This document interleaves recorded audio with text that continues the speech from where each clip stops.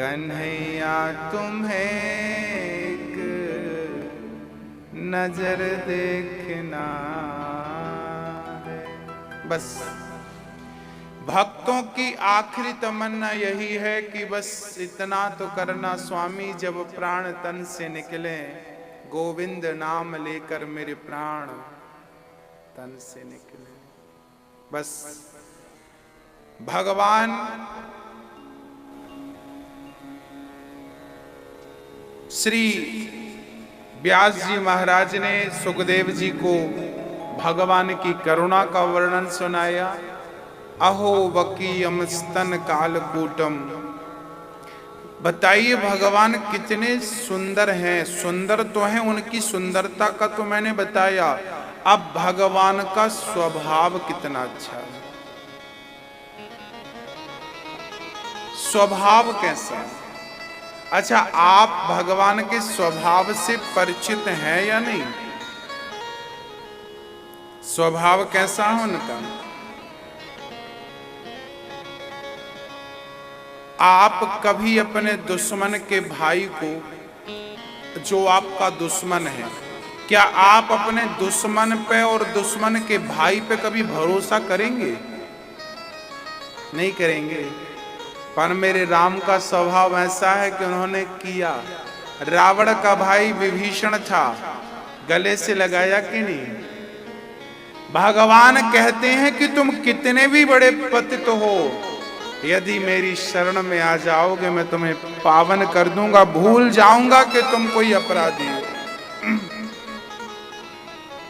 भगवान कहते हैं कि मैं भूल जाऊंगा कि आपसे कोई अपराध हुआ है। शरणागत कहूं जे तजहि हित अनुहित अनुमान। शरण कहते हैं, भगवान राम ने खुद कहा है कि शरण में आए हुए को मैं कभी निराश नहीं करता। शरण में आ जाए तो बस ये यथा माम प्रपद्यन्ते तांस तथैव भजाम्यहम्। सन्मुख होहि जीव मोहि जबहि, जन्म कोटि अघ नासहि तबहि। कहते हैं कि भगवान की एक बार कोई पतित शरण ग्रहण कर ले तो भगवान करोड़ों जन्म के पाप को क्षमा कर देते हैं। बस एक बार हाथ उठा के कह दे कि प्रभु मैं तेरा और तू मेरा। बस एक बार कहने की देर है, शरण ग्रहण करने की देर है। भक्तों,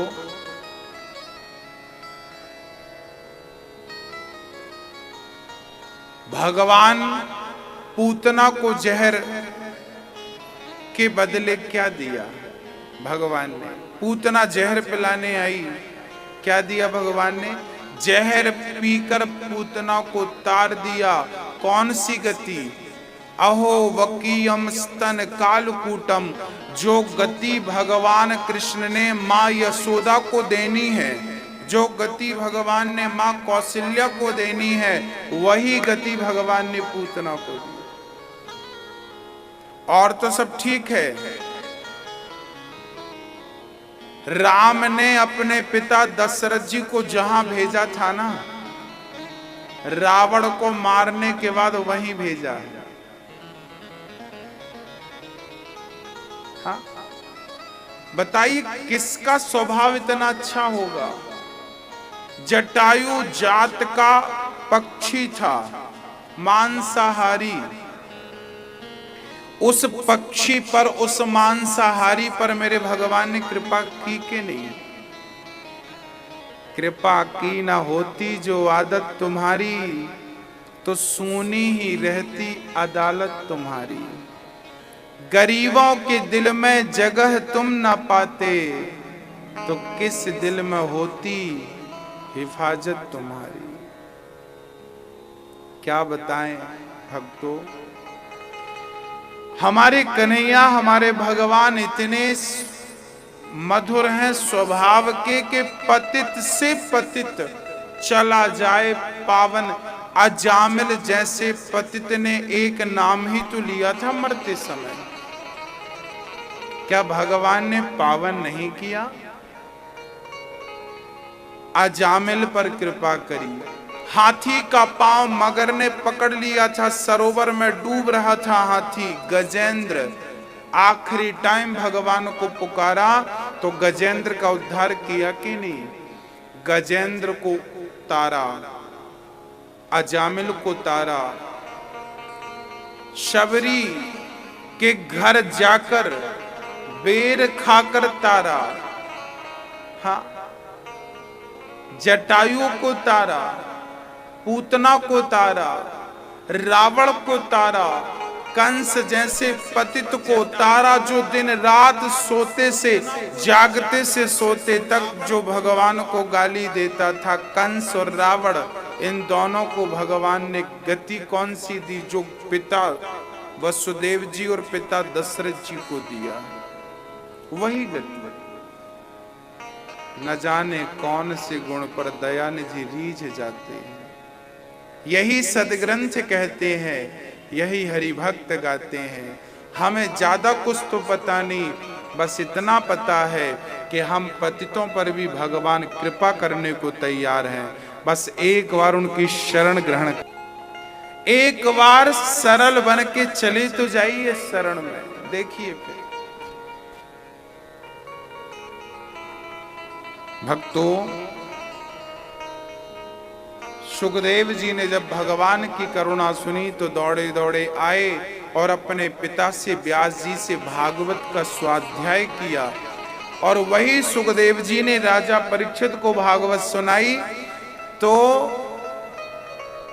वही सुखदेव जी ने परीक्षित को भागवत सुनाई। 7 दिन में परीक्षित का उद्धार भागवत से हो गया।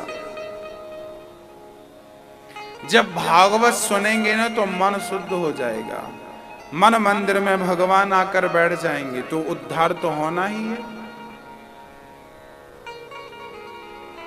आइए चलते हैं नैमिषारण्य। बोलिए सुखदेव भगवान की। नैमिषारण्य में 88,000 संत थे। उन्हीं संतों के बीच में श्री सूत जी का आगमन हुआ। सभी संतों ने खड़े होकर सूत जी का अभिवादन किया, स्वागत किया, वंदन किया। सारे संत खड़े हो गए। सूत जी से कहा कि आप कथा सुनाइए। सूत जी ने कहा, आप लोग पूछ रहे हैं तो मैं सुनाता हूं। कौन सी कथा सुनाऊं? तब शौनक आदि ने कहा, भक्ति ज्ञान विरागा तो विवेको वर्धते महान, माया मोह निरासश्च वैष्णवै क्रियते कथम। हमें ऐसी कथा सुना दीजिए कि हमारी भक्ति बढ़े, ज्ञान बढ़े, वैराग्य बढ़ जाए। कथा क्या बढ़ाती है मेरी माँ? मैया जी, ओ मैया, कथा क्या बढ़ाती है? ज्ञान। केवल ज्ञान ना, भक्ति। केवल भक्ति ना, वैराग्य। भक्ति महारानी के 2 बेटे हैं। क्या नाम है बेटों का? ज्ञान और वैराग्य। ये भक्ति के पुत्र हैं। इसलिए भक्ति होना जरूरी है, पर ज्ञान भी होना जरूरी है, वैराग्य भी होना जरूरी है। भक्ति, ज्ञान, वैराग्य। शौनक जी ने कहा, हमें ऐसी कथा सुनाओ कि भक्ति, ज्ञान, वैराग्य तीनों पुष्ट हो जाए। अब तीनों पुष्ट हो, उसके लिए क्या करना पड़ेगा? बोले, भागवत की कथा सुन लो, भक्ति भी बढ़ जाएगी, ज्ञान भी बढ़ जाएगा, वैराग्य भी हो जाएगा। आपसे बोल रहा हूं, ये दास अनिरुद्ध आपसे कह रहा है कि आप भागवत सुनने के बाद अपने आप को परिवर्तित महसूस करेंगे। 7 दिन बाद अपने आप को बदला हुआ महसूस करेंगे। आपकी दिनचर्या, जीवन शैली बदल जाएगी। कथा परिवर्तित करती है। शौनक जी ने एक बहुत बढ़िया बात कह दी, हमें ऐसी कथा सुनाओ कि भगवान की प्राप्ति हो जाए। कृष्ण प्राप्ति करम शाश्वत साधनम तद्वदाधुना। ऐसी कथा सुनाइए कि भक्ति ज्ञान वैराग्य के साथ क्या प्राप्त हो जाए? क्या प्राप्त हो जाए? गोविंद प्राप्त हो जाए। अच्छा, हमारी भक्ति कब सफल है? जब भगवान मिल जाए। हमारा ज्ञान कब सफल है? जब बिना भगवान के ना ज्ञान सफल है, ना भक्ति सफल है, ना वैराग्य सफल है। ये तीनों भगवान की प्राप्ति के लिए होते हैं। और इन तीनों को पाकर उद्धव जी ज्ञानी तो थे, पर ज्ञान का अहंकार आ जाने के कारण उद्धव जी को भगवान ने अपने से दूर कर दिया। जाओ गोपियों के पास, पहले प्रेम की शिक्षा लेकर आओ, तब तुम मेरे योग्य बनोगे। किसी को अनायास ज्ञान मिल भी जाए, पर वो ज्ञान ईश्वर की प्राप्ति ना कराए तो उस ज्ञान का कोई अर्थ नहीं। भक्ति मिल जाए और भक्ति आपको भगवान की प्राप्ति ना कराए तो उस भक्ति का भी कोई अर्थ नहीं। वैराग्य हो जाए, बड़े बड़े बाबा जोगी जंगल में जाके ध्यान मग्न है, वैराग्य हो गया, पर वैराग्य होने के बाद भी उन्होंने ईश्वर को नहीं पाया, तो वैराग्य व्यर्थ है। इसलिए शौनक जी ने कह दिया कि कृष्ण प्राप्ति करम, हमें भक्ति ज्ञान वैराग्य तो चाहिए, पर इनके साथ कृष्ण चाहिए। क्योंकि इन तीनों को तब सफलता मिलेगी जब कृष्ण प्राप्त होंगे। शौनक जी ने कहा, सूत जी ने कहा, शौनक जी आपने बड़ा उत्तम प्रश्न किया है। अब मैं आपको कथा नहीं, कथा का सार सुनाता हूं। सारम सारम समुद्रतम। क्योंकि कथा सुनाऊंगा तो टाइम लग जाएगा और समय केवल 7 दिन का है, इसलिए कथा का सार सुनाना है। सूत जी ने सार सुनाया है। एक बार इस भागवत को सुखदेव जी राजा परीक्षित को सुना रहे थे। गंगा का किनारा था और सुंदर सा तट था। कौन सा तट था? गंगा का तट, शुकताल। कथा चल रही थी। उस कथा को श्रवण करने दूर दूर से लोग आए थे। तभी देवराज इंद्र अमृत का कलश लेकर आ गए। अमृत लाकर सुखदेव जी के चरणों में इंद्र ने रखा और कहा कि सुखदेव जी, राजा परीक्षित को 7 दिन में मरने का श्राप लगा है, तो अमृत आप राजा परीक्षित को पिला दो और ये कथा अमृत जो है कथा, ये हमें सुना दो, हमें पिला दो कथा अमृत। सुखदेव जी ने कहा कि क्वा स्वधा क्व कथा लोके क्व काचः क्व मणिर् महान् ब्रह्मरातो विचार्यैवं तदा देवाञ्जहास्यः।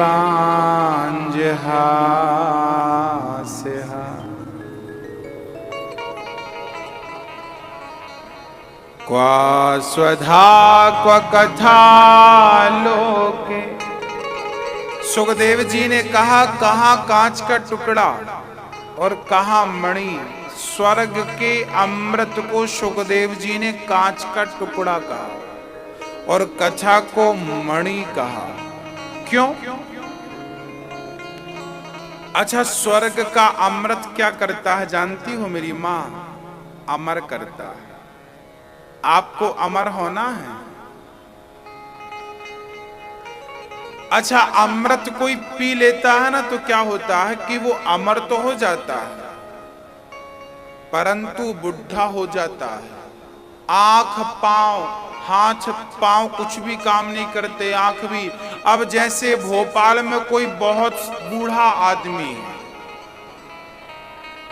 बूढ़ा आदमी लाठी लेके चल रहा है, इन बूढ़े को अमृत कोई पिलाए, कहे कि तुम सदा ऐसे ही रहोगे, अमृत पी लोगे, मरोगे नहीं, ऐसी लाठी टेक के चलते रहोगे, तो बताओ ऐसे अमर होना है किसी को?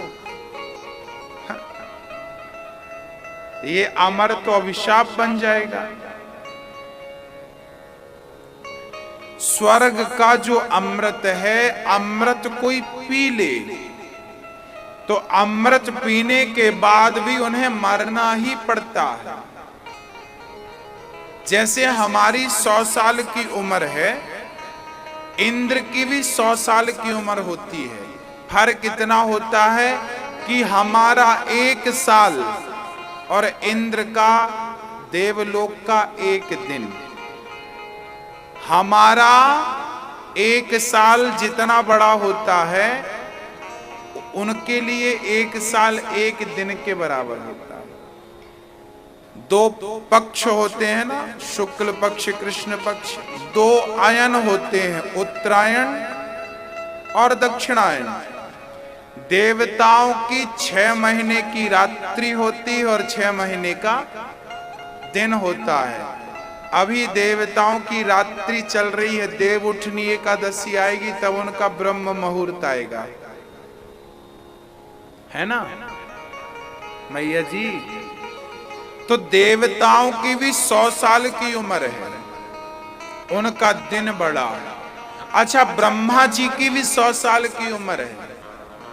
उम्र कितनी है ब्रह्मा जी की? पर ब्रह्मा जी की 1 दिन में पता कितना समय लगता है? कहते हैं ब्रह्मा का 1 दिन जो होता, 1 दिन को ही कल्प कहते हैं।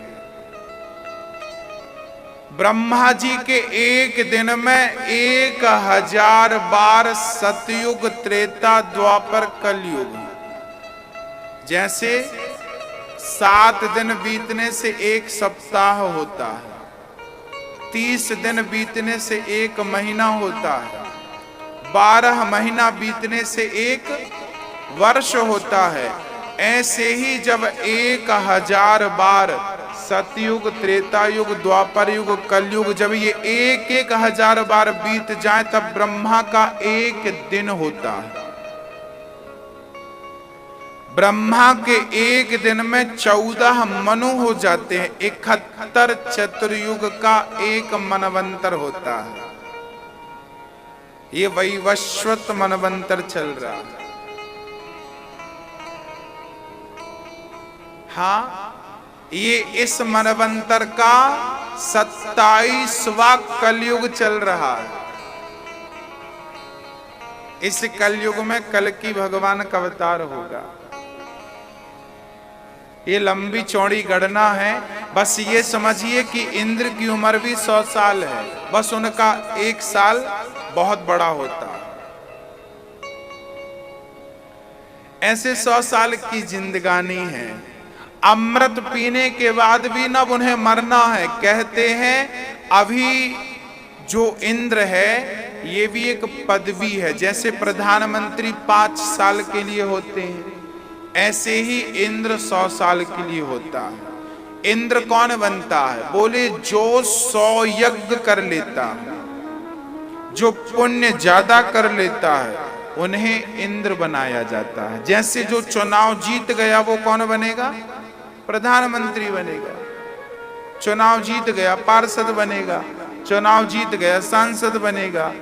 ऐसे ही जो 100 यज्ञ कर लेता है, ज्यादा पुण्य कर लेता, उसे इंद्र बनाया जाता है। अभी इंद्र कौन है? बोले पुरंदन नाम के राजा, जिन्होंने पिछले समय 100 यज्ञ पूरे किए थे। आज प्रेजेंट में हमारे इंद्र कौन है? पुरंदर नाम के राजा अभी इंद्र हैं। आगामी मनवंतर में, एक मनवंतर पूरा होने के बाद अर्थात 71 चतुर्युग बीतने के बाद इंद्र चेंज हो जाएंगे। फिर कौन बनेगा? बोले राजा बलि इंद्र बने। आगामी इंद्र कौन है? राजा बलि, जिनके यहां वामन भगवान गए थे, वो भी पाताल के राजा हैं। आगामी समय पे वो बनेंगे। अभी जो ब्रह्मा है, जब इनका कार्यकाल पूरा हो जाएगा तब हनुमान जी को ब्रह्मा पद दिया जाएगा। बताया आपको? आगामी टाइम पे जब ब्रह्मा जी का कार्यकाल पूरा हो जाएगा तब हनुमान जी को ब्रह्मा का पद दिया जाएगा। जो पुण्य कर लेते हैं भगवान उन्हें ब्रह्मा बनाकर, याद रखना, यहां हमारी जितनी माताएं बैठी हैं और जितने पुरुष बैठे हैं, आप भी इंद्र बन सकते हैं, आप भी ब्रह्मा बन सकते हैं। क्योंकि भगवान नारायण देखते हैं जो ज्यादा पुण्य करता है बस उन्हें अपने करीब बुला लेते हैं, अपनी नित्य लीलाओं में सम्मिलित कर लेते हैं। भगवान के ग्वाल वाल कौन है? सखियां कौन है? ज्यादा पुण्य करने वालों को भगवान अपनी सखियां बना लेते हैं, अपना ग्वाल वाल बना लेते हैं, अपनी गैया बना लेते हैं, अपना बछड़ा। जब कृष्ण आए और लीला करने लगे तो गाय चराने गए, तो जिन गायों को भगवान ने चराए हैं वो गाय कौन थी?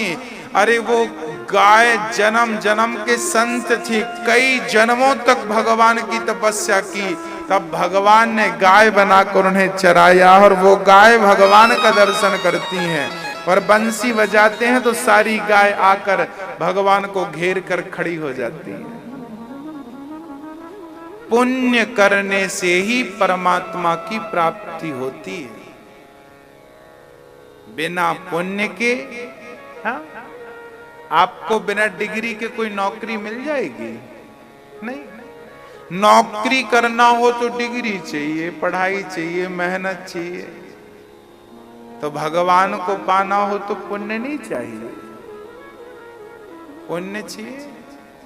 यहां कागज की डिग्री लगती है, वहां पुण्य की डिग्री लगती है, सत्कर्म की डिग्री लगती है। सत्य इसलिए कहते हैं झूठ मत बोलिए, कपट मत करिए, ये आपके नंबर काट लेते हैं। जैसे कि आपने एक आंसर गलत किया तो नंबर कट जाता। पता है आपको? IAS IPS की नौकरी जब इनका जब एग्जाम होता है तो उसमें ना जो नंबर जो आपने आंसर गलत दिए हैं तो गलत आंसर के नंबर कट जाते हैं। पता आपको? सही लिखा है तो मिलेगा और नंबर गलत लिख दिया तो कट जाएगा। बस ऐसे ही है। आपने 1000 पुण्य किए हैं और 1000 पुण्य के बाद आपने झूठ बोलना शुरू कर दिया। आपने 10 झूठ बोले तो 1000 पुण्य में से 10 पुण्य माइनस हो जाएंगे। झूठ बोला ना आपने। तो बोलने के पहले लाख बार सोचते थे, असत्य नहीं बोलते थे। एक बार झूठ बोला था धर्मराज